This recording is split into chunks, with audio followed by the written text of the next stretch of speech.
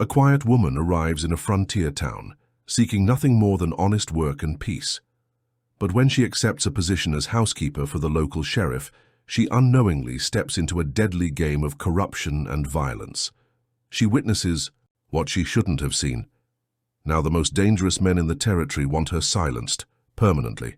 The sheriff knows he shouldn't get involved. His past has already cost him too much.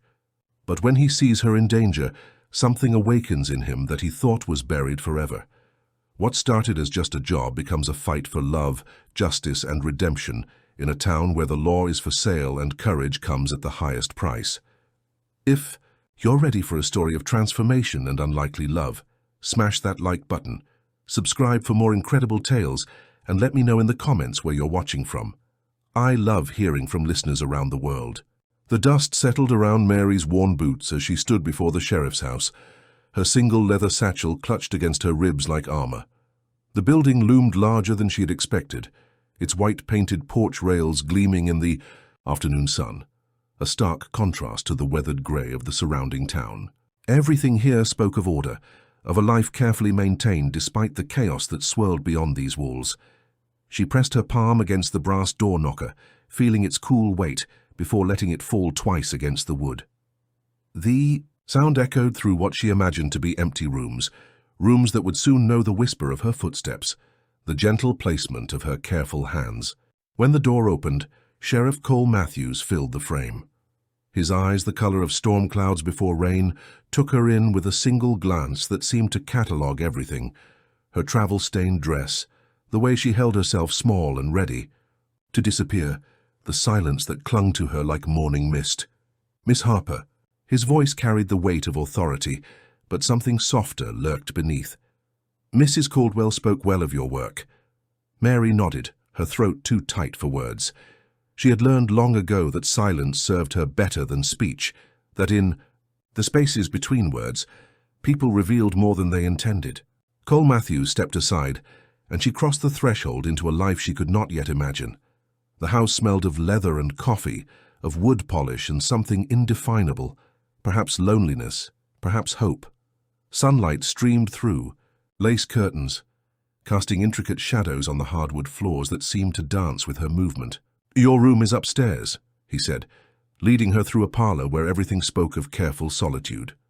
Books stacked with military precision, a single coffee cup on the side table, newspapers folded with corners aligned. "The work isn't complicated. Cooking, cleaning, laundry. I'm not particular about much." But she could see he was particular about everything. The way he moved through his own space with measured steps, how his hands unconsciously straightened things that were already straight. This was a man who had built walls of routine to keep something at bay. Her room was small but bright, with a window that overlooked the town's main street. From here she could see the general store, the church with its slender spire, and beyond that, the rolling hills that seemed to stretch toward some unnamed promise. A quilt in shades of blue and cream covered the narrow bed, and a washstand with a painted ceramic pitcher stood in the corner. "Thank you," she managed, the words barely audible. He paused in the doorway, something unspoken hanging between them. "Dinner is at 6. I'm usually working until then."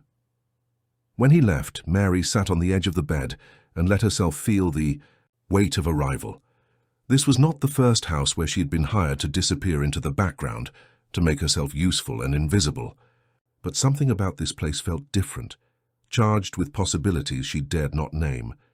She unpacked her few belongings with reverent care.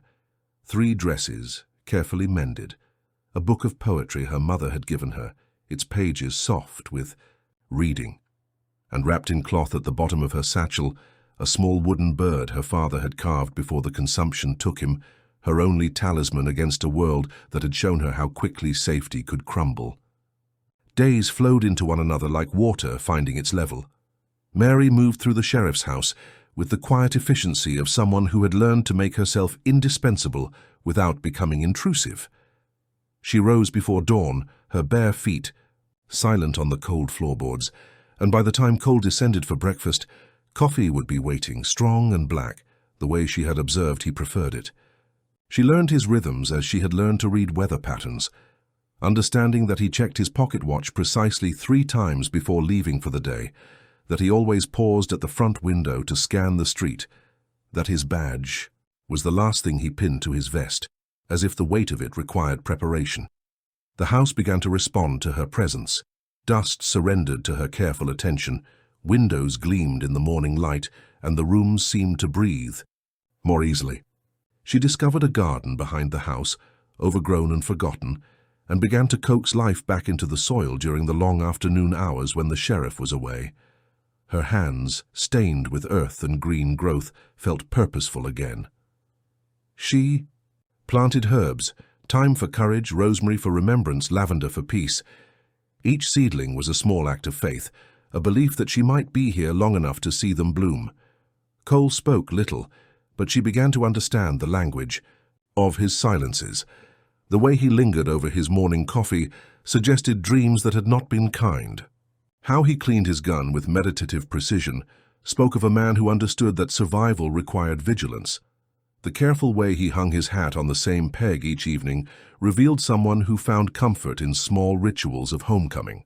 She left him books from his own shelves, open to passages she thought might speak to whatever quiet battles he fought. Poems about redemption, essays on hope, stories where broken things were made whole again. He never mentioned them, but she noticed the careful way he closed each volume, as if preserving something precious within its pages. In the evenings, she would sit at the kitchen table mending his clothes or preparing the next day's bread, listening to the sound of his footsteps in the rooms above. Sometimes he played a harmonica, melodies that seemed to carry all the loneliness of the frontier within their gentle, haunting notes. The town watched her, as towns always watched newcomers, especially women who arrived alone and took positions in respectable houses. She felt their eyes when she walked to the general store, heard the whispered speculation when she passed groups of women on their porches. But she had weathered such attention before, and knew it would fade once they decided. She was harmless. What she did not expect was how the house itself seemed to settle around her presence, as if it had been holding its breath and could finally exhale. Rooms that had felt sterile began to feel lived in. The kitchen warmed with the sense of her, cooking bread and stew and apple preserves that filled jars like captured sunshine. And slowly, so slowly she almost missed it, Cole began to unbend. He started staying in the kitchen after dinner, ostensibly reading reports, but actually, she thought, simply sharing the space. He commented on the garden she was restoring, asked about the herbs she was growing. Their conversations were brief, careful, but she sensed in them the possibility of something more. One evening, as she kneaded dough for the next day's bread, he spoke without looking up from his papers. "You don't talk much about where you came from." Her hands stilled for a moment before resuming their rhythm. "Not much worth saying." "I find that's rarely true." She shaped the loaf with extra care, thinking of all the things she could not say. About the house that had stopped feeling like home after her father died, about the man who had promised to marry her and then disappeared with the money she had saved, about the series of temporary positions that had taught her to pack light and expect little. "Some stories are better left buried," she said finally. He nodded, understanding something in her tone that went beyond words. "Yes," he agreed quietly, "some are." 3 weeks into her employment, Mary discovered that Sheriff Cole Matthews carried more than the law on his shoulders. She saw it in the way he studied faces on the street, how his hand rested casually but ready near his gun, the careful attention he paid to shadows and sounds that seemed ordinary to her. The house itself bore witness to his vigilance. A spare rifle hung above the kitchen door, and she had found a box of ammunition hidden behind flour sacks in the pantry. The doors were solid oak with heavy bolts, and every window was positioned to provide clear sightlines to the street. She began to notice the visitors who came after dark, rough-looking men who spoke in low voices on the front porch, their conversations filled with names she didn't recognize and places that sounded like warnings. Cole's voice during these meetings carried a different quality, harder than the gentle tone he used with her, weighted with an authority that brooked no argument. The town, she realized, existed in a delicate balance. Beneath its civilized surface ran currents of something darker, old grudges, territorial disputes, men who settled disagreements with bullets rather than words. Cole stood at the center of this tension, the thin line between order and chaos. She learned to read the signs that meant trouble was brewing. The way he checked his weapons more frequently, how he positioned himself differently in rooms, the increase in those nighttime visits from deputized men whose faces were maps of hard living. During these periods, the house felt different, charged, with an electric anticipation that made her skin prickle. It was during one such evening that she saw what would change everything. She had been upstairs turning down Cole's bed and ensuring fresh water stood ready in the wash basin, when voices from the front porch drew her to the window. 3 men stood with Cole in the yellow circle cast by the porch lamp, and something about their posture made her step back into the shadows to listen. "Thompson's getting impatient," one of them was saying, his voice carrying easily in the still air. "Says he's waited long enough for you to see reason." "My reason hasn't changed," Cole replied, his tone even but firm. "The law is the law regardless of who thinks they're above it." "The law," another man spat into the darkness. "Thompson owns half this county, Matthews. You do well to remember that when you're deciding which side of this you want to be on." "I'm on the side I've always been on." The first man stepped closer, and Mary caught the glint of metal at his hip. "Thompson's been patient out of respect for your past service, but patience ain't eternal. You've got 3 days to reconsider your position on the Watkins matter." Mary pressed herself against the wall, her heart hammering against her ribs. She didn't understand the full context, but the threat in the man's voice was unmistakable. Someone named Thompson wanted Cole to compromise his principles, and when Cole refused, they had moved to intimidation. She watched as the men left, their horses' hooves striking sparks from the cobblestones as they rode into the darkness. Cole remained on the porch long after they had gone, his silhouette rigid against the lamplight, and she knew he was calculating, odds that didn't favor him. When he finally came inside, she was back in the kitchen, ostensibly finishing the dinner dishes, but actually waiting to ensure he was safe.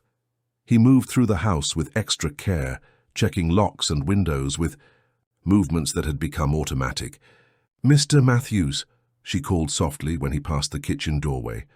He paused, turning toward her with eyes that had aged years in the space of an hour. "Yes?" She wanted to ask who Thompson was, what the Watkins matter involved, whether he was in danger.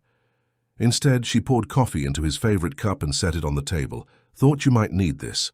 He accepted the offering with something that might have been gratitude, wrapping his hands around the warm ceramic as if it could anchor him to something solid and good.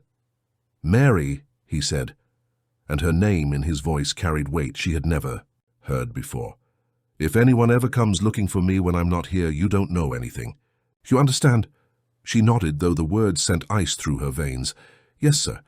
And if anyone ever threatens you or makes you feel unsafe in any way, you come find me immediately. Don't wait. Don't think about it. Just come." The intensity in his voice told her this was not a hypothetical concern. Someone had made the calculation that hurting her might be a way to hurt him, and that realization shifted something fundamental in her understanding of her place in this house. She was no longer just the sheriff's maid. Somehow, without either of them intending it, she had become someone worth protecting. And that knowledge was both terrifying and precious, a burden and a gift she wasn't sure she was strong enough to carry. The threat came 3 days later, exactly as promised, but not in the way Mary had expected. She was in the garden, her hands deep in earth that smelled of rain and new growth, when the men arrived. Not the same ones from the porch, but cut from similar cloth. Hard faces weathered by sun and violence, eyes that missed nothing and forgave less. They found her among the tomato plants, where the late afternoon sun cast long shadows between the rows. She looked up from her weeding to find them watching her with the patient stillness of predators who had already decided on their prey. "You the sheriff's girl?" the tallest one asked, his voice carrying a deceptive casualness that made her skin crawl. Mary rose slowly, brushing dirt from her apron with hands that wanted to shake but wouldn't. "I work for Sheriff Matthews." "That's what we heard." He stepped closer, and she caught the scent of whiskey and tobacco, of leather and something else, something that spoke of places where mercy was a luxury few could afford. "Pretty little thing like you probably sees and hears all sorts of..." Interesting things around the house. She said nothing, but her eyes flicked toward the kitchen door, measuring distances and calculating whether she could reach safety before they reached her. The movement was small, but the man caught it and smiled without warmth. Now, no need to run. We're just having a friendly conversation. His companion spread out slightly, cutting off her retreat without seeming to do so deliberately. See, we understand you've been working real close with the sheriff, living in his house, cooking his meals, keeping his secrets. I don't know any secrets. Course you don't. The man's smile widened. But maybe you could start paying attention. Maybe you could let us know when certain visitors come calling, when certain conversations take place. Think of it as community service. Mary felt the wooden bird in her apron pocket, her father's carving smooth against her fingers. He had taught her that courage was not the absence of fear, but the decision to act in spite of it. I think you should leave. The words came out steadier than she had expected, carrying more authority than she felt. The men exchanged glances, and she saw something shift in their expressions. Surprise, perhaps, that the sheriff's quiet maid had found her voice. Well now, the leader's tone hardened. That's not very neighborly. We're offering you an opportunity. Here, girl, a chance to be helpful to people who remember their friends and don't forget their enemies. And if I refuse? He stepped close enough that she could see the scar that ran from his left ear to the corner of his mouth, close enough that she could feel the heat radiating from his body like fever. Let's hope it doesn't come to that. Pretty girl like you, working alone in this big house. Accidents happen. Houses catch fire, people disappear. Shame when tragedy strikes good, hard-working folks. The threat hung in the air between them, heavy as storm clouds. Mary felt something crystallize inside her chest, a core of steel she hadn't known she possessed. These men thought her isolation made her vulnerable, but they had miscalculated. She had been alone before, had survived losses that would have broken others. She knew how to endure. I'll tell the sheriff you stopped by, she said, her voice quiet but carrying. The man studied her for a long moment, as if trying to solve a puzzle that didn't match his expectations. Then he stepped back, gesturing to his companions.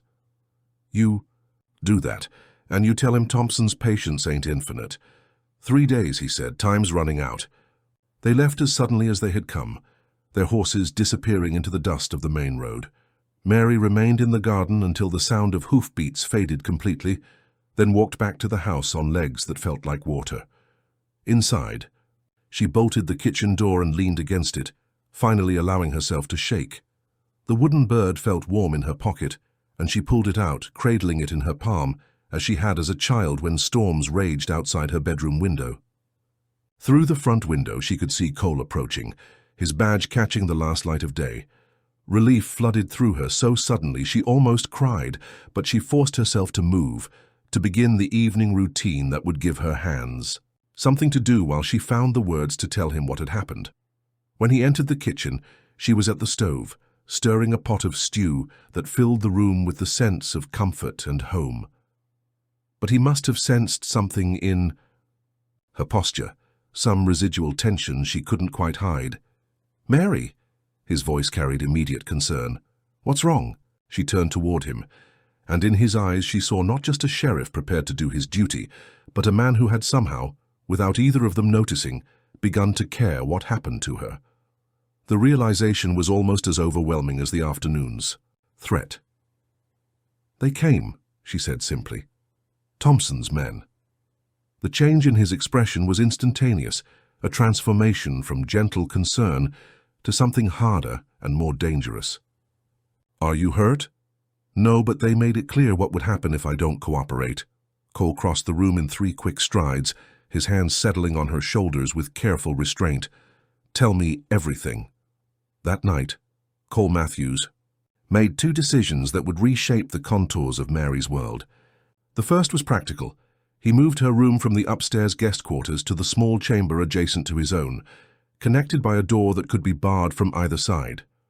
The second was more complex, woven from threads of duty and something deeper that neither of them had named. "I won't let them use you to get to me," he said as he carried her few belongings down the hallway. "Whatever Thompson thinks he can accomplish by threatening you, He's miscalculated. Mary watched him arrange her things with the same careful precision he brought to everything else, and felt something shift between them, not romance, not yet, but a recognition of alliance. She was no longer just his employee. She had become someone whose safety mattered enough to rearrange his life around protecting. The house felt different with her so close. She could hear him moving about his room in the evenings, the creak of floorboards and the soft thud of boots being set aside. Sometimes she heard him at his desk, scratching out reports or correspondence by lamplight, the sound somehow companionable even through the wall that separated them. He began teaching her things he said she might need to know. How to load and fire the rifle that now lived beside the kitchen door. Which neighbors could be trusted if she needed help. The fastest routes out of town if circumstances required. A hasty departure. "I don't want to frighten you," he said as he showed her how to check the rifle's action. "But knowledge is protection. Ignorance gets people killed." She proved surprisingly adept with the weapon, her small hands finding the right balance, her eye steady when she sighted down the barrel. Cole watched her with something that might have been pride, and she found herself standing a little straighter under his approval.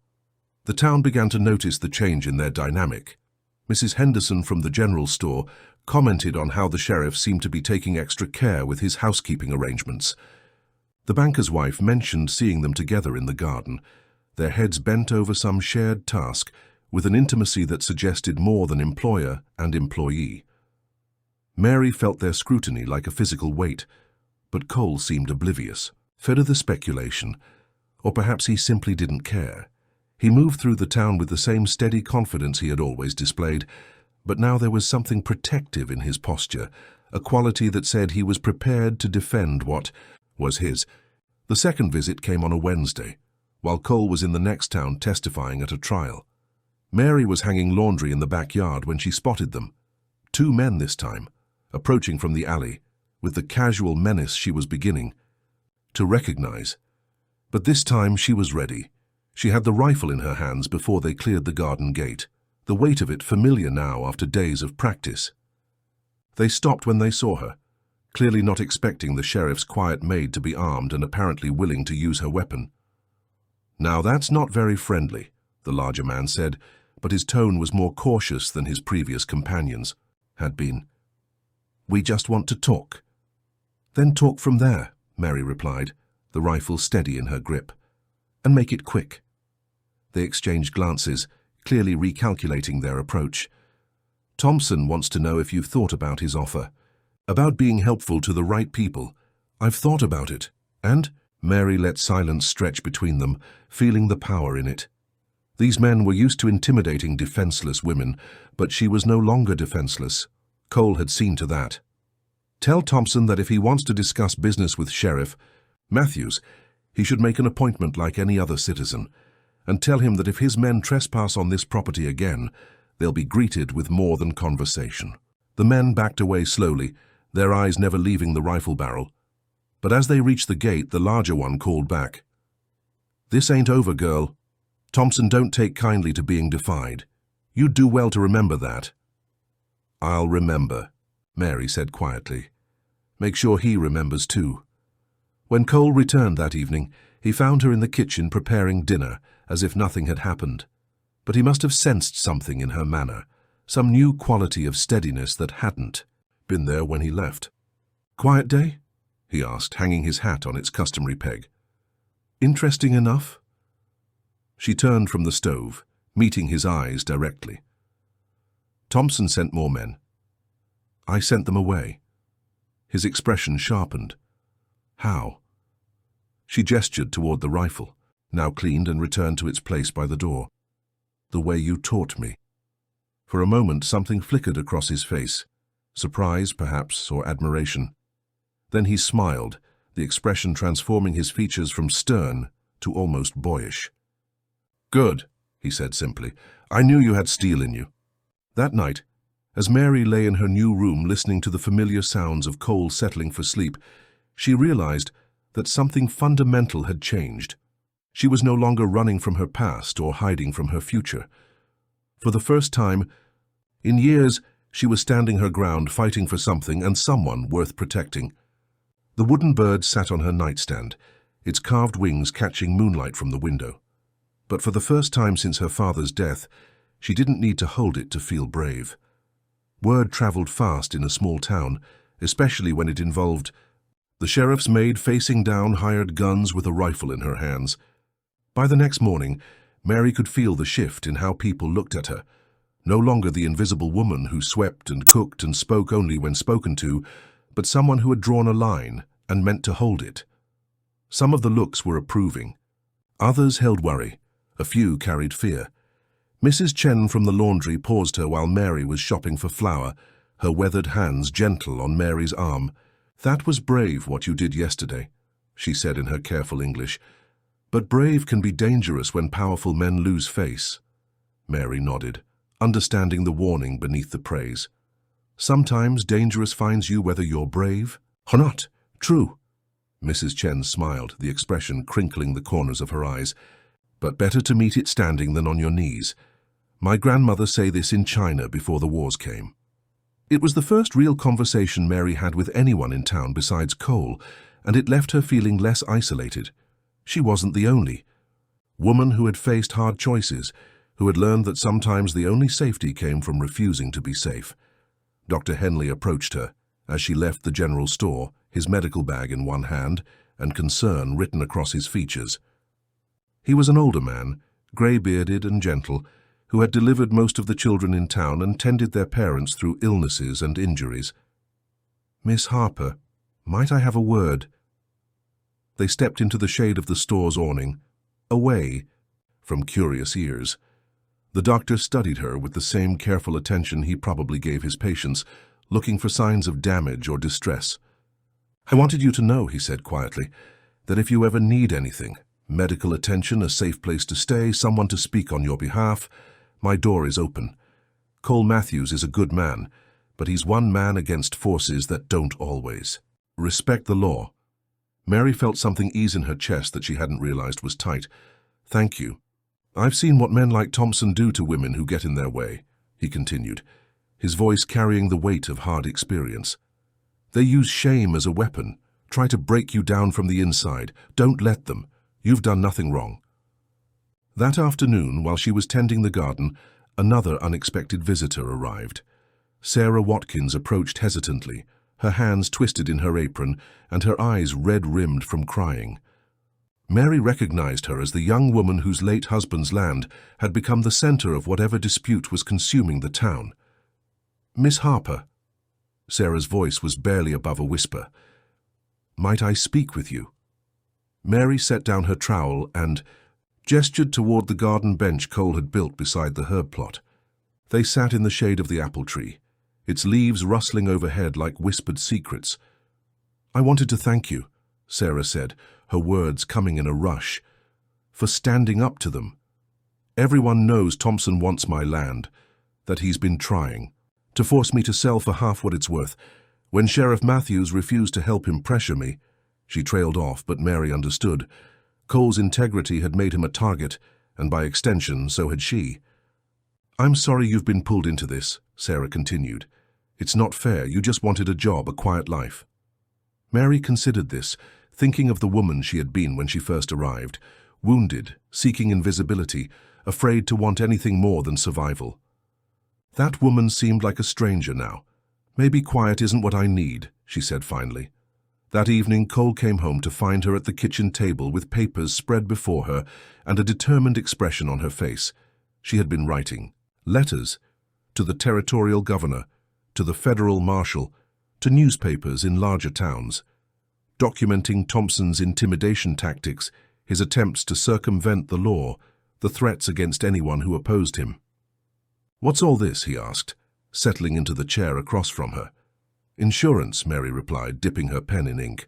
"I figured if enough people know what's happening here, it becomes harder for Thompson to make problems disappear quietly." Cole studied the letters, his expression unreadable.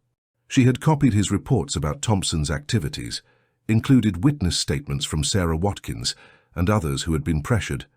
It was methodical, thorough, and potentially dangerous. "This could make things worse for you," he warned. "They're already bad." Mary met his eyes steadily. At least this way, we're not fighting alone." He was quiet for a long moment, then reached across the table to cover her hand with his. The contact was brief, careful, but it sent warmth shooting up her arm and straight to her heart. "When this started, I thought my biggest challenge would be keeping you safe from them," he said softly. "I didn't expect I'd need to keep them safe from you." The words carried admiration and something deeper, something that made Mary's breath catch. In his eyes, she saw not just appreciation for her courage, but recognition of who she was becoming. Not the broken woman who had arrived with a single satchel, but someone willing to fight for what was right. That night, she posted the letters on the evening mail coach, each envelope carrying her carefully penned words into a larger world that might finally hold Thompson accountable. It was a small act of defiance, but it felt enormous. The first time in her life she had used her voice not to plead or apologize, but to demand justice. As she watched the coach disappear into the darkness, Mary realized she was no longer afraid of what Thompson might do. She was afraid of what she might lose if she let fear make her decisions, and what she might lose, she was beginning to understand, was worth fighting for. The retaliation came not with violence, but with whispers, a campaign of innuendo designed to destroy reputations more effectively than bullets ever could. By the following week, the rumors had spread through town like poisonous flowers, each one crafted to wound precisely where it would hurt most. Mary was no longer just the sheriff's employee, according to the talk. She was his mistress, his kept woman, a fallen creature who had seduced a good man away from his duties. The decent women of the town began to cross the street rather than acknowledge her, and shopkeepers served her with cold politeness that spoke louder than any direct insult. She bore it all with the same quiet dignity she had learned as a child, but Cole watched her withdraw into herself, with growing anger that manifested in the set of his shoulders and the careful control of his voice. "They're trying to isolate you," he said one evening as they sat in his study, the room lit by lamplight that cast dancing shadows on the walls. "Make you feel ashamed of staying here, ashamed of helping me." Mary looked up from the sewing in her lap, a tear in one of his shirts that she was mending with small, precise stitches. "Are you ashamed?" The question hung between them, heavy, with implications neither was ready to voice. Cole set down his book and studied her in the flickering light, her dark hair pinned back with simple pins, her calloused hands steady on the needle, the strength in her posture despite everything the town was saying about her. "No," he said quietly. "I'm proud. Proud to know you, proud that you're here, proud of who you're becoming." The words settled around her like a warm cloak, protection against the cold judgment of people who didn't know her story, who couldn't see past their own narrow understanding of how women should behave. "They want me to leave," she said, not looking up from her sewing. "Do you want to?" Mary considered the question seriously, thinking of the woman who had arrived in this house weeks ago. That woman would have packed her bag by now, would have slipped away in the night to avoid further scandal, but that woman had been running from her life instead of toward it. "No," she said, meeting his eyes. "I want to stay." Something passed between them in that moment, an understanding that went beyond words. They were no longer just sheriff and housekeeper, protector and protected. They were two people who had found something valuable in each other's company, something worth defending against those who would tear it down. Cole rose from his chair and moved to the window, looking out at the street where lamplight pooled beneath the posts. "There's something I need to tell you about Thompson, about why he's so determined to break me." Mary set aside her sewing, recognizing the tone of a man preparing to share secrets he had carried alone too long. "Before I came here, I was a Texas Ranger," he began, his voice steady but weighted with old pain. "My partner and I were investigating cattle rustling, following a trail that led to some powerful men who thought their money put them above the law." He turned from the window, and in the lamplight she could see the scar that ran along his jaw, a mark she had noticed but never asked about. "We got too close to the truth. Someone leaked our location to the men we were tracking, and they ambushed us. My partner died, and I barely escaped with information that would have brought down a dozen wealthy ranchers and the politicians they owned."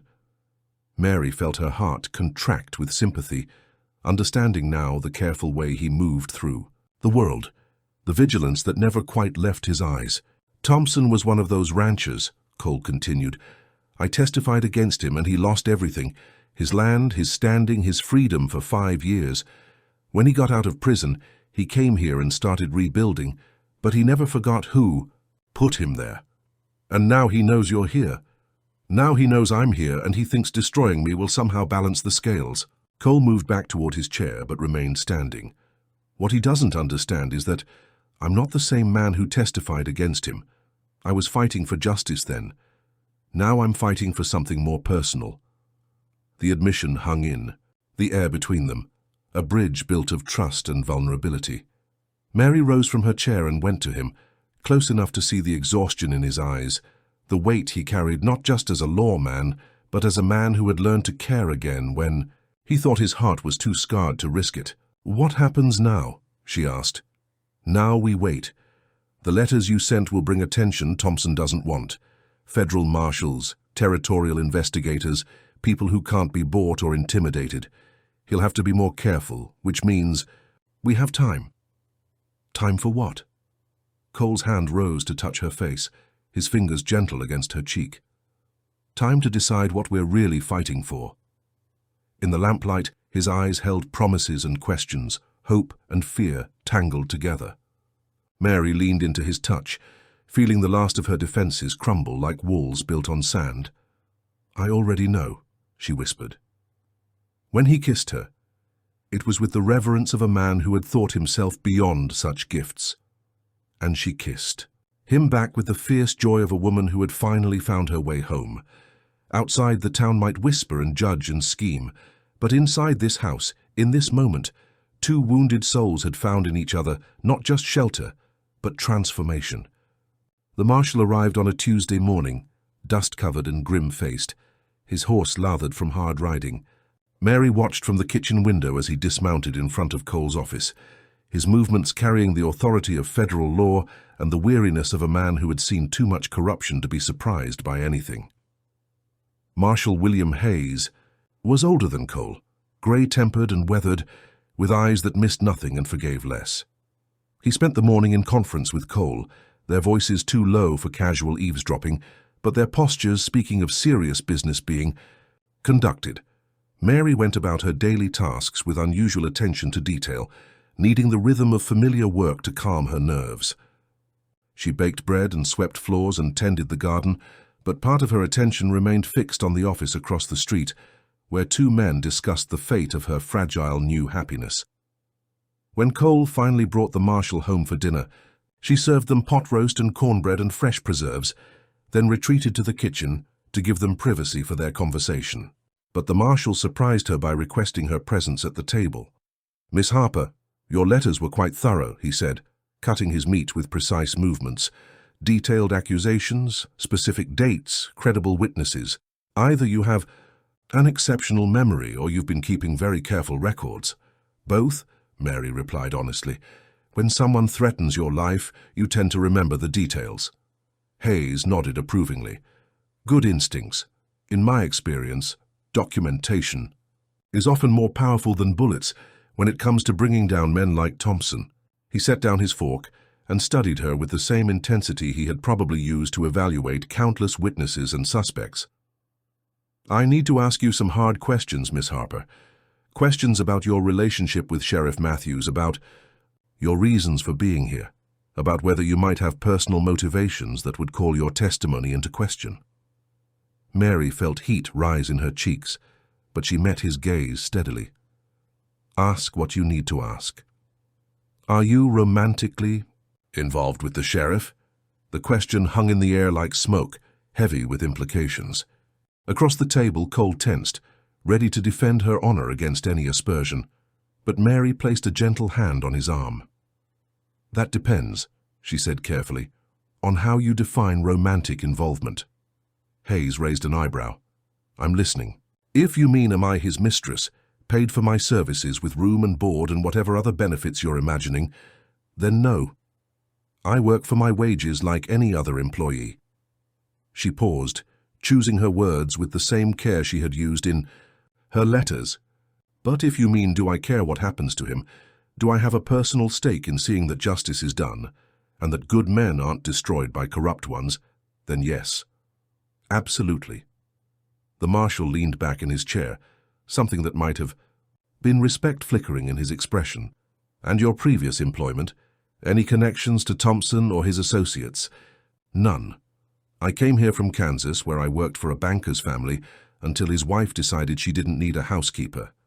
Before that, Nebraska, taking care of an elderly woman until she passed. Before that, Iowa, working for a minister's family, until they moved east. She recited her history without shame, each position a small victory of survival, each departure a choice to keep moving rather than settle for less than she deserved. Always alone, Hayes pressed.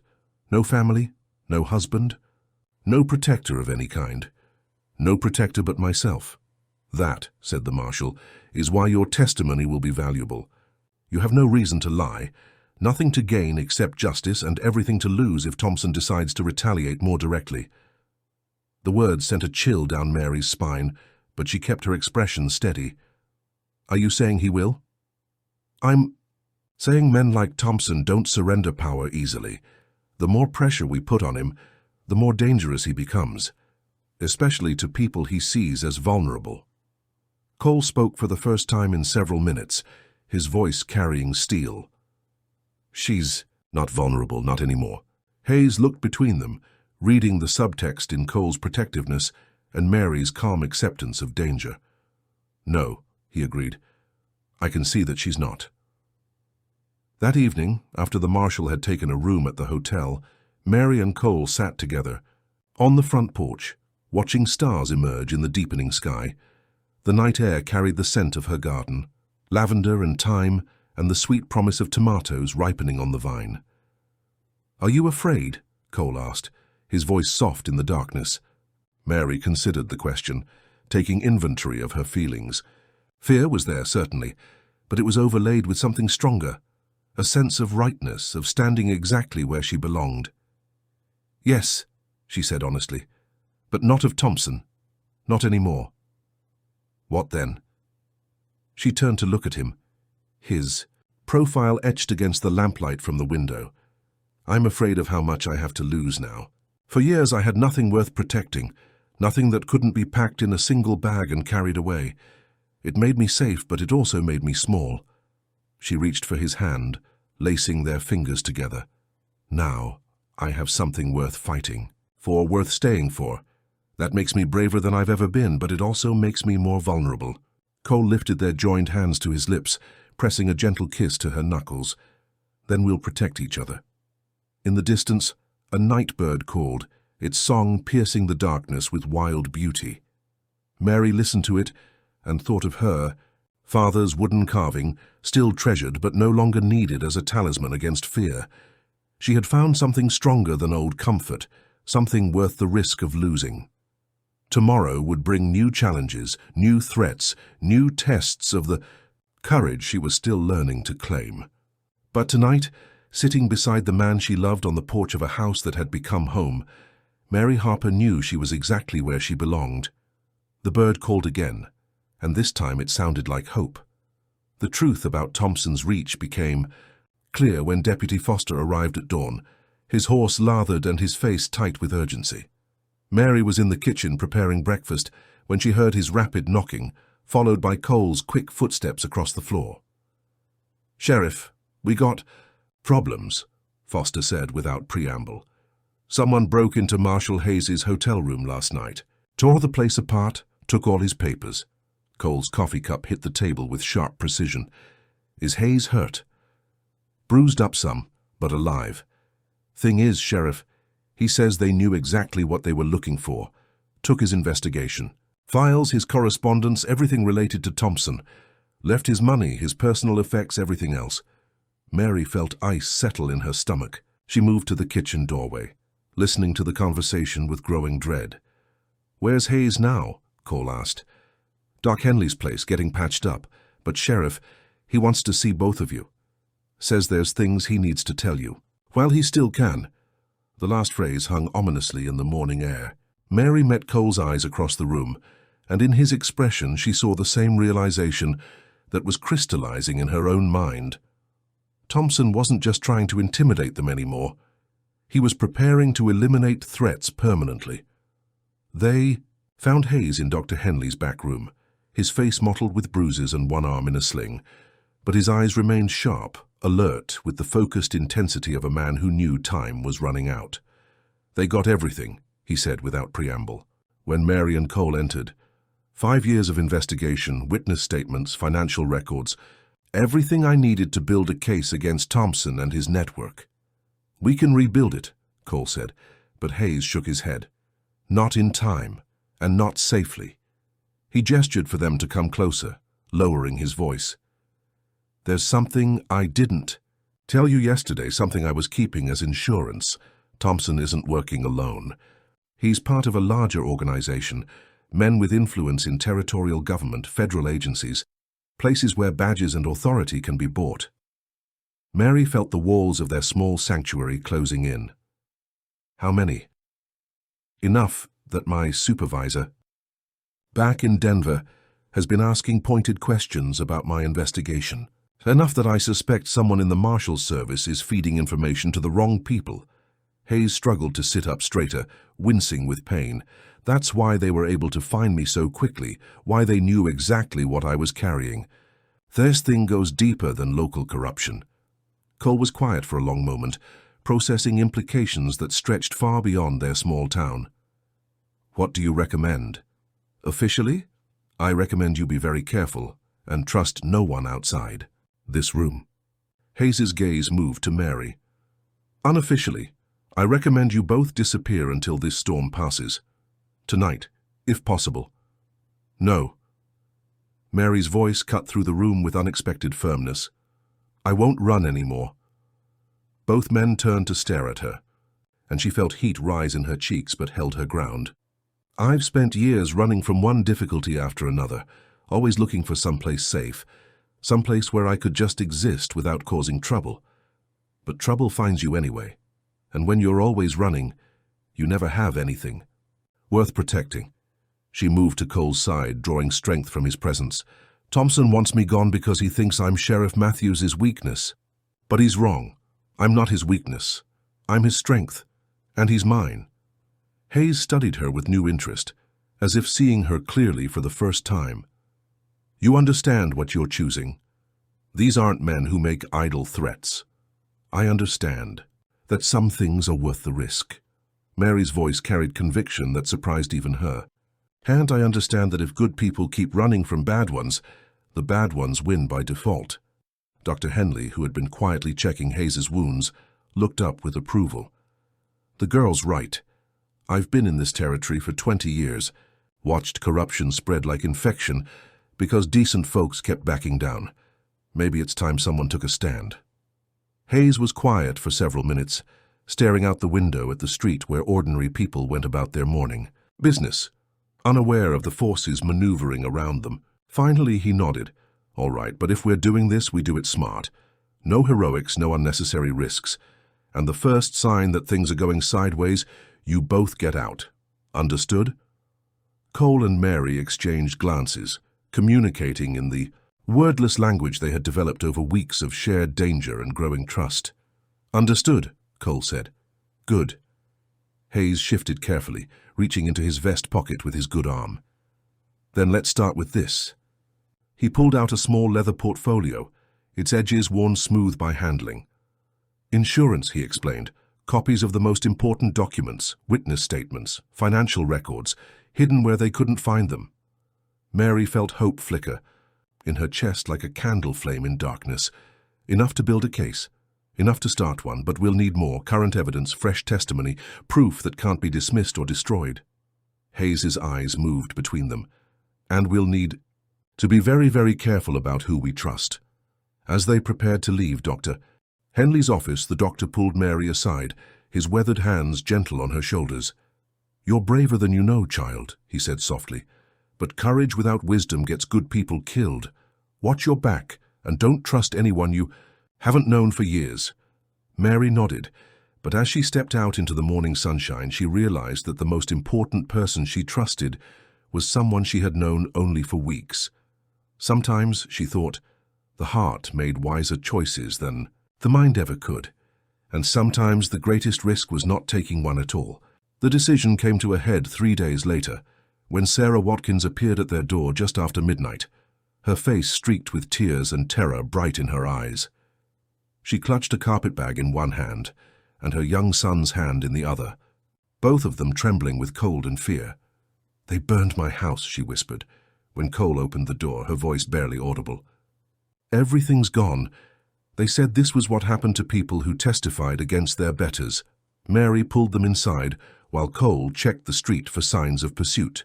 The boy, no more than 8 years old, pressed against his mother's, sighed with the wide-eyed shock of a child who had learned too young that safety was an illusion. "Did you see who did it?" Cole asked, bolting the door behind them. 3 men, maybe 4. They wore masks, but I recognized Thompson's voice. Sarah's hands shook as Mary wrapped a blanket around her shoulders. "They said this was just the beginning, that anyone who stood with you would meet the same fate." Mary felt fury rise in her chest, hot and righteous. It was one thing to threaten adults who had chosen their battles, quite another to terrorize a widow and her child. She knelt beside the boy, her voice gentle despite the anger burning inside her. "What's your name, sweetheart?" "Tommy," he whispered, his eyes fixed on her face as if she might be another threat to evaluate. "Well, Tommy, you're safe here. Sheriff Matthews and I won't let anyone hurt you or your mama, all right?" The child nodded solemnly, and Mary felt something shift inside her chest, not just anger at injustice, but a maternal protectiveness she hadn't known she possessed. This boy and his mother were under her roof now, under her protection, and she would not let Thompson's men terrorize them further. Cole was already moving toward his gun cabinet, his movements sharp with controlled rage. "This changes things. Attacking a woman and child crosses every line." "It's supposed to," Mary realized, the tactical thinking becoming clear. Thompson knows Marshal Hayes is building a new case. He's trying to silence witnesses before they can testify, trying to make everyone too afraid to stand against him. Sarah looked up from where she sat cradling her son. "He told me I had 24 hours to leave the territory, that if he saw me again next time there wouldn't be a warning." "Then he's made a mistake," Cole said grimly, "because now he's committed arson, threatened a federal witness, and endangered a child. That's enough to bring down more attention than he can handle." But Mary could see the calculation in his eyes, the weighing of odds that didn't favor them. Thompson was escalating because he felt cornered, which made him more dangerous, but also more desperate. Desperate men made mistakes, but they also destroyed everything in their path. "He's going to keep coming," she said quietly. "Tonight it was Sarah's house. Tomorrow it might be the doctor's office, or the church, or any place where people who oppose him might gather. He's going to turn this town into a battleground." Cole met her eyes across the room, and in his expression she saw the same realization that was crystallizing in her own mind. They could run, take Sarah and Tommy, and disappear into the vast territory where Thompson's influence might not reach. It would be the smart choice, the safe choice. It would also be surrender. "There's another option," Mary said, her voice steady despite the magnitude of what she was suggesting. "We end this. Tonight." "Mary, no, listen." She rose from beside Tommy, her mind racing through possibilities. "Thompson thinks he holds all the cards because he has money and influence and men willing to commit violence, but he's forgotten something important." She moved to Cole's side, drawing strength from his presence. "He's forgotten that sometimes the most powerful weapon isn't a gun or a threat or a bribe. Sometimes it's simply refusing to be afraid." Cole studied her face in the lamplight, reading the determination there. "What are you proposing?" "I'm proposing we give this town a choice. Tomorrow morning, we call a public meeting. We present the evidence Hayes gathered. We let Sarah tell her story, and we ask people to decide what kind of community they want to live in." Sarah looked up sharply. "They'll be too afraid to stand against him." "Maybe," Mary agreed. "But maybe not. Maybe there are more good people in this town than Thompson realizes. People who are tired of being intimidated, tired of watching their neighbors suffer while they stay silent." She turned to Cole, her heart hammering against her. "Ribs, it's a risk. If not enough people show up, if they refuse to act, then we'll have accomplished nothing except painting targets on our backs. And if they do show up? If they're willing to stand with us?" Mary felt something fierce and bright unfurl in her chest. Then Thompson loses the thing he needs most, a community too frightened to resist him. Cole was quiet for a long moment, weighing the plan against everything he knew about human nature and small-town politics. Finally, he nodded. It's crazy enough that it might work. He moved to his desk, pulling out paper and ink. But if we're doing this, we do it right. Official notices posted everywhere. Make it clear this is about law and order, not personal vendettas. As Cole began to write, Mary knelt beside Tommy again, smoothing the hair back from his forehead. Tomorrow, she told him softly, we're going to ask this town to help us make sure no one ever burns down another family's home. Would you like that? The boy nodded gravely, and in his eyes she saw not just trust but hope. It was that hope, fragile and precious as early morning light, that strengthened her resolve. Thompson had made his choice when he decided to wage war on innocence. Now it was time for everyone else to choose which side of that war they wanted to stand on. And Mary Harper, who had spent years running from conflict, was finally ready to fight. By dawn, notices appeared on every public surface in town, nailed to fence posts, tacked to store windows, posted on the church door and the schoolhouse wall. Cole's carefully worded summons called for a town meeting at 10 o'clock to address matters of public safety and legal conduct affecting all citizens. Mary spent the morning preparing, not just practically but emotionally. She chose her simplest dress, pinned her hair back severely, and practiced the words she would need to say if people actually came. Sarah helped with nervous energy, pacing the kitchen while Tommy sat at the table drawing pictures of houses that couldn't burn down. What if no one comes? Sarah asked for the third time, peering out the window at the street where people moved with unusual purpose. Then we'll know where we stand, Mary replied, but privately she felt the same fear.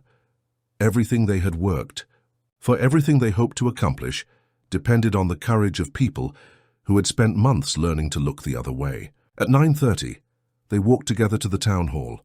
Cole in his best uniform, Mary carrying the leather portfolio of evidence, Sarah holding Tommy's hand with white-knuckled determination. Marshal Hayes, despite his injuries, limped along. Beside them, his presence lending federal authority to their cause. The hall was already half full. Mary felt her breath catch as she saw familiar faces, Mrs. Chen from the laundry, Dr. Henley, the banker and his wife, shopkeepers and farmers and townspeople she had served, but never expected to support her. More were arriving, filing in with the quiet determination of people who had made difficult decisions. But there were also notable absences. Judge Morrison, who owed his appointment to territorial influence. Sheriff's deputies from neighboring towns who might have been expected to support Cole. Several of the wealthier residents whose business interests aligned with Thompson's. At exactly 10 o'clock, Cole called the meeting to order. The hall buzzed. With nervous energy, the sound of a community preparing to confront its fears.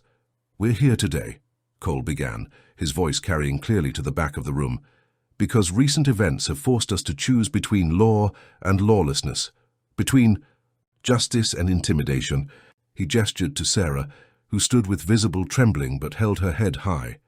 Last night, Sarah Watkins's home was burned by masked men who told her this was the price of cooperating with federal law enforcement.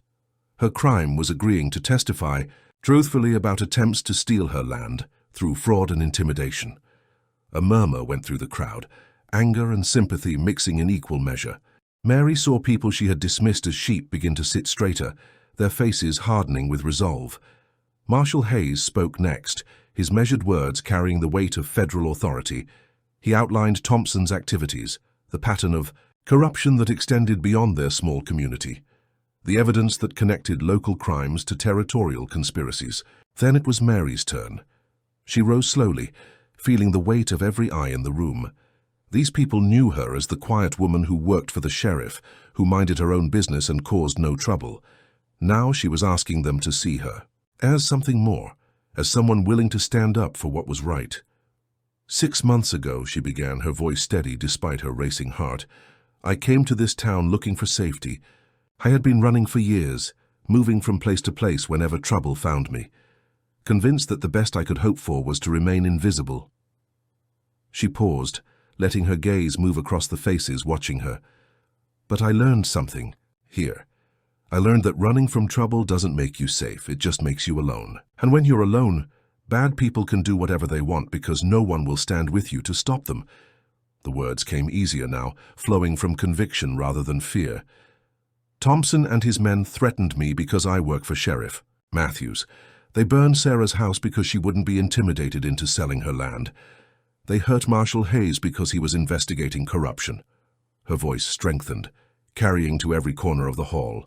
But here's what they don't understand. Every time they hurt one of us, they give the rest of us a choice.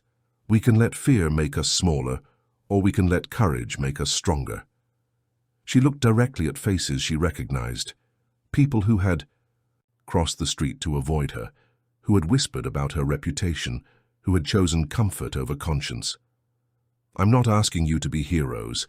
I'm asking you to be neighbors, to stand up for your community, for the law, for the simple idea that good people shouldn't have to live in fear. When she sat down, the silence stretched for several heartbeats. Then Dr. Henley stood, his weathered hands steady as he faced the crowd. I've lived here for 20 years, he said simply. I've delivered your children, tended your sick, buried. You're dead. And I've watched this community grow smaller and meaner as men like Thompson convinced us that looking out for ourselves was more important than looking out for each other. He gestured towards Sarah and Tommy. That boy lost his home last night because his mother had the courage to tell the truth. If we don't stand with her now, if we let fear keep us silent, then we're telling every bully in the territory that this is a place where evil prospers. One by one, others began to stand. Mrs. Chen, her voice clear despite her accent. The banker, surprising everyone by revealing Thompson's attempts to manipulate financial records. Farmers who had been pressured to sell their land below market value. Shopkeepers who had been forced to extend credit to Thompson's men without hope of payment. Each testimony built on the last, creating a picture of systematic intimidation that had touched nearly every family in town. And with each voice raised, Mary felt the balance shifting, fear giving way to righteous anger, isolation dissolving into solidarity. When the last witness had spoken, Cole called for a show of hands. Those willing to stand as witnesses in federal court, to sign statements, to face whatever retaliation Thompson might attempt. Nearly every hand in the hall rose. Mary felt tears prick her eyes as she looked around the room at people who had chosen courage over comfort, community over cowardice. They were still afraid. She could see it in their faces. But they were no longer alone. Then it's settled, Cole said, his voice carrying satisfaction and relief in equal measure. This community stands for law and order, and will support whatever legal action is necessary to restore it. As people began to file out, many stopped to speak with Mary. Words of support, apologies for past coldness, promises to stand firm whatever came. She accepted each gesture with grace, understanding that this was how healing began, how communities rebuilt themselves from the ground up. But even as hope bloomed in her chest, she knew the real test was yet to come. Thompson would not surrender easily, and a cornered animal was always most dangerous. The battle was won, but the war was far from over. Thompson's response came at dawn, swift and calculated to cause maximum fear with minimum legal exposure. No violence this time, but something potentially more devastating, economic warfare designed to strangle the community into submission. The bank refused to honor withdrawals. The general store stopped accepting credit from anyone who had attended the meeting. The territorial freight company announced that delivery schedules to the town were indefinitely suspended due to security concerns. Within hours, Mary could see the strategy working. People who had stood proudly the day before began to waver as they realized the practical cost of their courage. Jobs disappeared, credit dried up, and the basic commerce that kept a frontier town alive ground to a halt. Mrs. Henderson from the general store appeared at Mary's kitchen door before noon, her face drawn with worry and something that might have been shame. "Miss Harper," she began, wringing her hands in her apron, "I need to speak with you about yesterday, about the things I said." Mary invited her in, pouring coffee from the pot that seemed to be in constant demand as neighbors arrived throughout the morning with similar concerns. "My husband says I spoke too quickly," Mrs. Henderson continued, not meeting Mary's eyes. Says I didn't think about what it would mean for our business. The bank's already called in our loan, and if the freight company stops delivering... She trailed off, but Mary understood. The Hendersons had 3 children and a business that represented their life's work. Standing on principle was a luxury they couldn't afford if it meant losing everything. I understand, Mary said gently, and meant it. You have to protect your family. But it feels like giving in to bullies. It is giving in to bullies. Mary stirred sugar into her coffee with deliberate care. But sometimes that's the choice we're given. Stand up and lose everything, or bow down and keep what we have. Mrs. Henderson looked up sharply, surprise flickering across her features. You don't sound angry. I'm not angry at you. I'm angry at the situation that forces good people to choose between doing right and surviving. Mary met her eyes directly. But Mrs. Henderson, there's something you should know. This won't end with a few people backing down. Thompson won't stop until he owns this town completely, until everyone who lives here exists at his sufferance. The older woman was quiet for a long moment, staring into her coffee as if it might hold answers. What do you think we should do? I think we should remember that bullies count on us being too divided to fight back effectively. Mary rose and moved to the window, looking out at the street where people moved with the nervous energy of prey animals, sensing predators. And I think we should ask ourselves what kind of community we want our children to inherit. Similar conversations played out throughout the day as person after person arrived to express doubts, fears, and the growing pressure to withdraw their support. Mary listened to each one with patience and understanding, never judging, but always gently reinforcing the larger picture, that temporary safety purchased through submission was no safety at all. Cole spent the day coordinating with Marshall Hayes, sending telegrams to federal authorities, and documenting each act of economic intimidation. The legal case was growing stronger, but the immediate pressure on the community was taking its toll. That evening, as they sat in the parlor, reviewing the day's developments, Sarah knocked on their door. She entered with Tommy, both of them carrying the small bundles that represented their remaining possessions. We're leaving, she announced, her voice tight with shame and determination. Taking the evening stage to Denver. Mary felt her heart sink, but kept her expression neutral. I understand. Do you? Sarah's voice cracked with emotion. Because I'm not sure I do. Yesterday I felt so brave, so righteous. Today I looked at my son and realized I was risking his future for my pride. She sank into a chair, pulling Tommy close against her side. Thompson sent word that if I leave quietly, he'll pay fair market value for my land. If I stay and testify, he'll make sure Tommy and I have nothing left to start over with anywhere. Cole leaned forward, his expression serious but gentle. Sarah, you don't owe us an explanation. Your first responsibility is to your son. But it feels like I'm abandoning you, like I'm proving that Thompson's stronger than all of us combined. Mary knelt beside Sarah's chair, taking her hands. You're proving that you're a good mother who puts her child's welfare above everything else. There's no shame in that.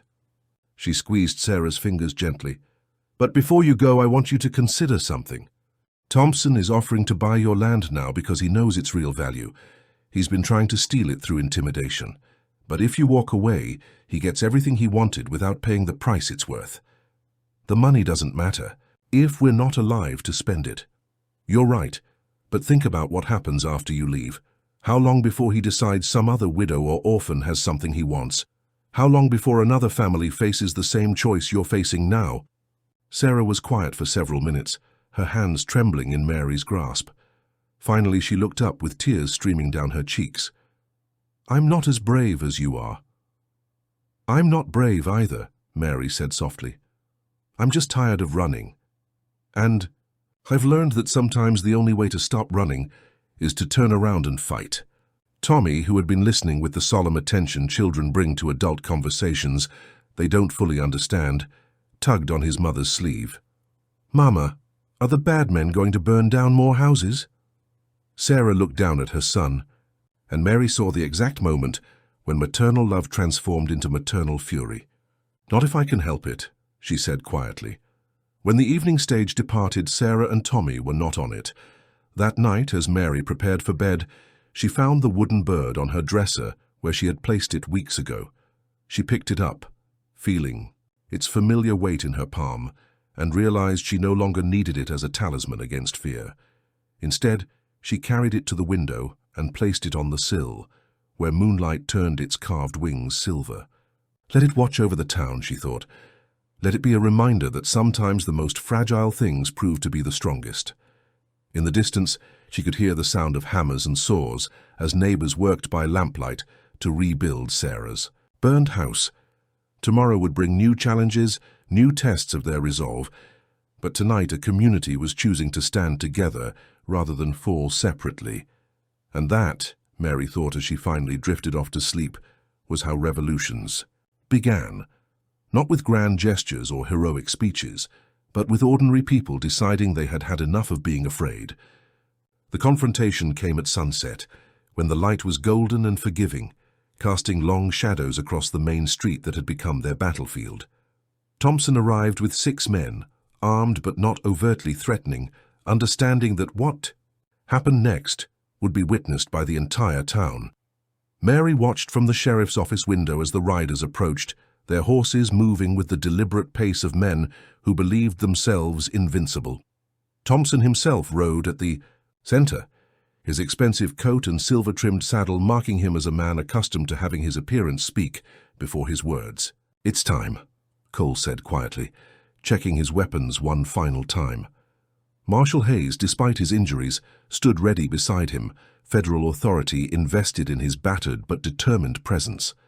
Mary moved away from the window and picked up the leather portfolio containing their evidence, witness statements, financial records, correspondence that painted a clear picture of corruption and intimidation.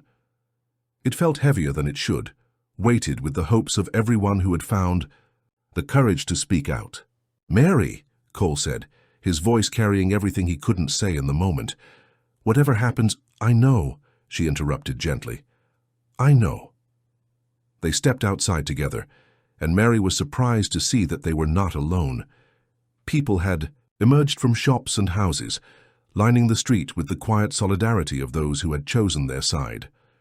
Dr. Henley stood in front of his office, Mrs. Chen and her family at the door of their laundry, the banker and his wife on their front porch. Even Mrs. Henderson, despite her morning doubts, had positioned herself visibly in front of the general store. Thompson's eyes swept the assembled crowd, and Mary saw him calculating odds that had shifted dramatically since his last visit to town. He had expected to face a sheriff and his maid. Instead, he confronted an entire community. "Sheriff Matthews," Thompson called, his voice carrying the authority of a man accustomed to being obeyed. "I understand there's been some confusion about my business practices. I've come to clarify matters." Cole stepped forward, his badge catching the last light of day. "The only confusion is why it took so long for someone to stand up to you." Thompson's smile was thin and cold. "Strong words from a man in a vulnerable position. You've made some powerful enemies, Sheriff. Enemies with long memories and deep pockets. I've also made some powerful friends." Cole gestured to the crowd watching from doorways and porches. "People who've decided they're tired of being afraid." "Fear is a useful teacher," Thompson replied, dismounting with fluid grace. "It keeps people from making foolish decisions that could hurt themselves and their families." Mary stepped forward, the portfolio clutched against her chest like armor. "Is that what you told Sarah Watkins when you burned her house? That you were teaching her to be afraid?" Thompson's attention fixed on her with laser intensity, and she felt the weight of his regard like ice water in her veins. But she held her ground, drawing strength from the knowledge that she was no longer alone. "Ah, the sheriff's housekeeper." The pause before the word carried deliberate insult. "I understand you've been quite busy, Miss Harper, writing letters, gathering information, encouraging people to make statements they might later regret." "I've been encouraging people to tell the truth." "The truth?" Thompson laughed, the sound harsh in the evening air. "The truth is that idealists like you never survive contact with reality. The truth is that men like me own the judges, the politicians, the federal appointees who decide which cases get prosecuted and which disappear into bureaucratic limbo. He stepped closer, and Mary could smell leather and expensive cologne and something underneath that spoke of corruption made flesh. The truth is that you're all making a terrible mistake if you think standing together makes you strong enough to challenge real power. Marshal Hayes spoke for the first time, his voice carrying federal authority despite his battered appearance. The truth is that you're under arrest, Thompson. Conspiracy, intimidation, arson, and about a dozen other charges that carry significant prison time. Thompson's expression didn't change, but Mary saw his men shift subtly, hands moving closer to weapons. The tension in the street ratcheted higher, and she realized they were balanced on the edge of violence that could destroy everything they had worked to build. "Marshal," Thompson said conversationally, "I think you'll find that your authority here is limited and temporary. Maybe, but it's real enough to hold you for federal trial." Hayes stepped forward, handcuffs gleaming in his good hand. "And I think a jury of frontier citizens will be very interested in your business practices." For a moment the evening balanced on a knife's edge. Thompson's men tensed for action, the townspeople held their breath, and Mary felt time stretch, like a wire under tension. Then Thompson smiled, an expression that held no warmth but considerable calculation. "Very well, Marshal. You've made your point." He gestured to his men, who relaxed slightly but remained watchful. "But understand that this is far from over. Men like me don't simply disappear because idealistic sheriffs and federal marshals decide we should." He turned his attention back to Mary, his eyes promising retribution. "And as for you, Miss Harper, I hope you've enjoyed your brief moment of courage. When this is over, when your protectors have moved on to other cases and other causes, remember that some people have very long memories." But Mary found that the threat which might once have sent her running now only strengthened her resolve. She had found something worth protecting, something worth fighting for, and she would not surrender it to men who confused power with righteousness. "I'll remember," she said quietly, "and so will everyone else who was here today." Thompson was arrested without further incident, his men dispersing when it became clear their employer would not be returning to his hotel room that evening. As the sun finally set behind the mountains, the street slowly emptied, people returning to their homes with the quiet satisfaction of those who had done something difficult and necessary. But Mary remained outside, watching stars emerge in the darkening sky and thinking of all the places she had run to, all the temporary refugees that had never felt like home. This time she was staying. 6 months later, Mary stood in her garden as morning sun painted the mountains gold and the town stirred to life around her. The herbs she had planted in hope now flourished in abundance: thyme for courage, rosemary for remembrance, lavender for peace. Each plant was a testament to faith justified, to the belief that some things were worth tending, even when their outcome remained uncertain. The town had changed in subtle but fundamental ways. Thompson's conviction had sent ripples through the territorial corruption network, leading to investigations and reforms that reached far beyond their small community. More importantly, people who had discovered they could stand together against intimidation found they could also work together to build something better. The new school was nearly finished, its walls rising through community effort and shared resources. Sarah Watkins had been elected to the town council, her courage in the face of Thompson's threats earning her respect and authority. Dr. Henley was training a young assistant, ensuring medical care would continue when age finally claimed his steady hands. And Cole had accepted the position of territorial marshal, his reputation for integrity making him the obvious choice to help clean up the systemic corruption Thompson's trial had exposed. Mary heard his footsteps on the garden path and turned, to find him approaching with 2 cups of coffee and an expression of contentment she had never seen during those first dangerous weeks. Marriage had changed them both, she thought. Not the external ceremony, though that had been lovely, but the daily choice to build a life together rather than simply enduring existence separately. "Morning, Mrs. Matthews," he said, offering her the coffee with a smile that still made her heart flutter. "Good morning." She accepted the cup gratefully, savoring the simple domestic pleasure of sharing breakfast with someone who knew all her stories and loved her anyway. They stood together in comfortable silence, watching the town wake up around them. Children ran toward the schoolhouse, their voices bright with laughter. Shopkeepers opened their doors to morning customers. People went about their business with the easy confidence of those who no longer looked over their shoulders for approaching threats. "Any regrets?" Cole asked, the question carrying weight despite its casual tone. Mary considered this, thinking of the woman who had arrived with a single satchel and a heart full of fear. That woman had wanted safety above all else, invisibility and the peace that came from never risking enough to lose anything important. This woman wanted something different. "None," she said firmly. "Even if I had known how difficult it would be, how much we'd have to risk, I would make the same choices." Cole nodded, understanding what she meant. They had both been broken when they found each other, damaged by losses and betrayals that had taught them to expect little and trust less. But together, they had discovered that healing was possible, that courage could be learned, that love was worth whatever price it demanded. "There's something I want to show you," Mary said, leading him toward the apple tree where she had first begun to believe this place might become home. Beneath its spreading branches, she had placed a small marker, not a gravestone but a memorial of sorts. Carved into the simple wooden post were the words, "For all who choose courage over comfort, community over isolation, hope over fear." "It's beautiful," Cole said softly. "What made you think of it?"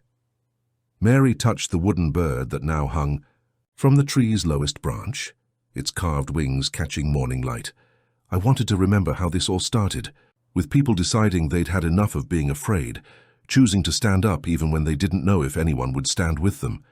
She turned to face him, this man who had become her partner in every sense of the word. "And I wanted anyone who comes after us to know that change is possible, that communities can choose to be better than their worst impulses." Cole pulled her into his arms, and she leaned into his warmth, marveling at how natural it felt to trust someone so completely. Behind them, the town continued its morning routines, but she could feel the difference in its rhythms, the confidence of people who had learned they could solve problems together, who no longer waited for someone else to make their choices for them. A letter carrier approached their gate, calling out a greeting as he delivered the morning mail. Among the usual correspondence was an envelope from Denver, bearing the territorial government seal.